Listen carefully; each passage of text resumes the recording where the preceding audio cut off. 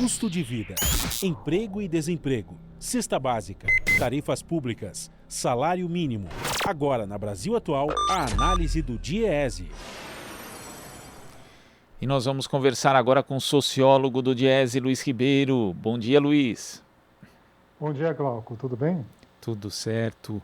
Luiz, de acordo com o boletim divulgado pelo DIEESE, o desempenho das negociações salariais de novembro é o segundo melhor de 2021 em termos de proporção de reajustes iguais ou acima da inflação. Cerca de 60% das correções dessa database conseguiram ao menos recompor o Índice Nacional de Preços ao Consumidor do IBGE. Mesmo assim, são inferiores aos registrados em novembro de 2020. Como é que você analisa esses dados referentes aos reajustes salariais desse mês de novembro, Luiz? Então, Glauco, como você resumiu, são dados que podem ser vistos de forma positiva na conjuntura atual, né?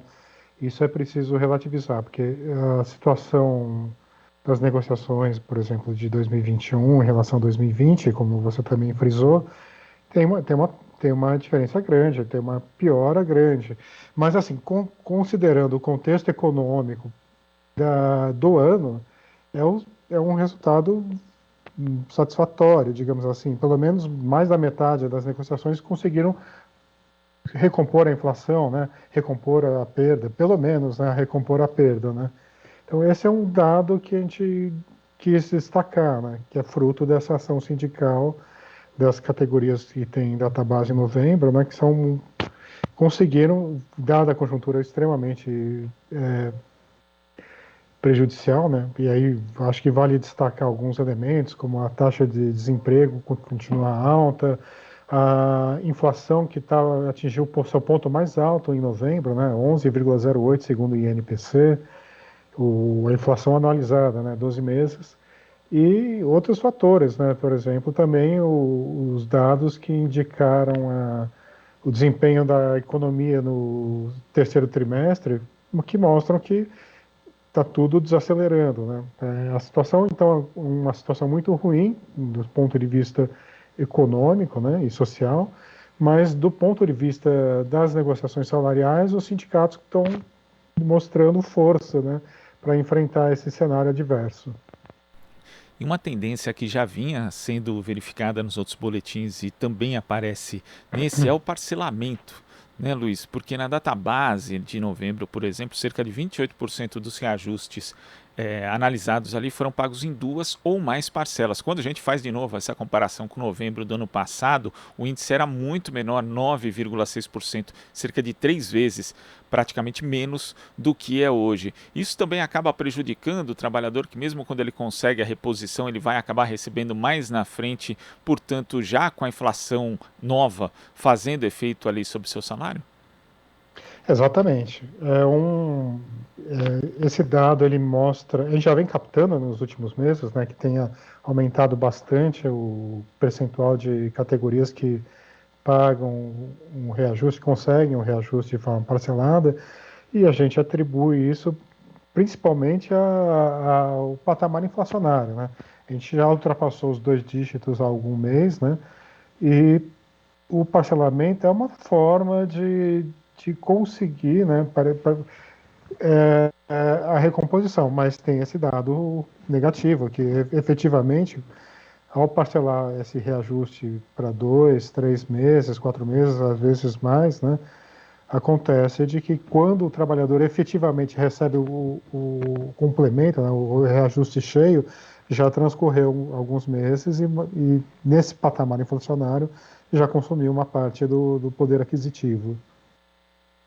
E quando a gente analisa o setor de serviços, Luiz, predominam os reajustes abaixo da inflação, 61% do total, segundo aqui o boletim do DIEESE.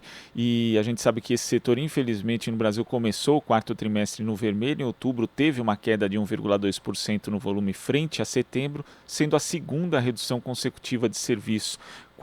Como você vê isso, né? Na verdade, a maioria não conseguiu o reajuste mínimo, né? Que pelo menos cobrisse a inflação, mas a atividade nesse setor já começa a desacelerar bastante. Esses são dados que, combinados, são preocupantes na análise da economia? São muito preocupantes, né? esses dados, é preciso considerar, em primeiro lugar, que o setor de serviços ele é muito, tem uma diversidade muito grande, né? A gente sempre ressalta isso, porque você encontra categorias com alto poder de organização e mobilização, que já tem uma história de mobilização e são atividades dentro do setor de serviços que conseguem fazer frente a uma conjuntura ruim, e tem setores que, dada a sua própria natureza, né, a dispersão dos trabalhadores, um vínculo mais precário, uma alta rotatividade, leva a uma diminuição do poder de barganha, do poder sindical, né? Então isso se reflete muito nos serviços, né? Com esses indicadores econômicos, né, a situação está complicada mesmo para a categoria dos serviços, né? Tem segmentos que o percentual chega a 80% daqueles que não conseguem repor a inflação, né, para 2021, né, considerando o ano todo. Agora, outra coisa que poderia ser considerada é o aumento do salário mínimo agora para janeiro, né? Eu não tenho dados aqui de quanto vai ficar, mas assim, a gente sabe que influencia bastante as negociações do setor de serviços, que tem database em janeiro. Então, é um fator que talvez influencie agora, né, para o próximo mês, vai ser a correção do salário mínimo, que tem influência direta nas negociações para essa database de janeiro, e das quais grande parte é do setor de serviços. Agora, o Brasil já teve, né, até pouco tempo, uma política de valorização do salário mínimo que garantia, além da reposição, um ganho real para o trabalhador que ganhava o piso nacional. E hoje a gente não tem mais. É importante retomar isso, até porque existe a possibilidade não só, né, do trabalhador formal ter ganho com isso, mas também mesmo no mercado informal, por conta do efeito multiplicador que o salário mínimo tem na economia, Luiz? Exatamente, Glauco. O salário mínimo é um instrumento assim, essencial para a política de redistribuição de renda, né? Junto com as políticas sociais focadas, né, como a Bolsa Família e outras, o salário mínimo ele foi extremamente importante, né, nos anos anteriores, anos passados, quando tinha política de valorização do salário mínimo, não só para a melhoria dos salários, mas para como efeito redistributivo, né? A gente observava uma redução da desigualdade, principalmente nas camadas mais dos menores salários. O efeito do salário mínimo era essencial, né? E isso contribuía bastante, inclusive, para essas categorias que, pela sua natureza, pela sua própria forma de atividade, né, são categorias às vezes com vínculos mais precários de emprego. A política de valorização do salário mínimo contribuía, inclusive, para a negociação salarial dessas categorias, né? Luiz, queria agradecer a sua participação aqui no Jornal Brasil Atual e até a próxima. Obrigado, Glauco. Um abraço.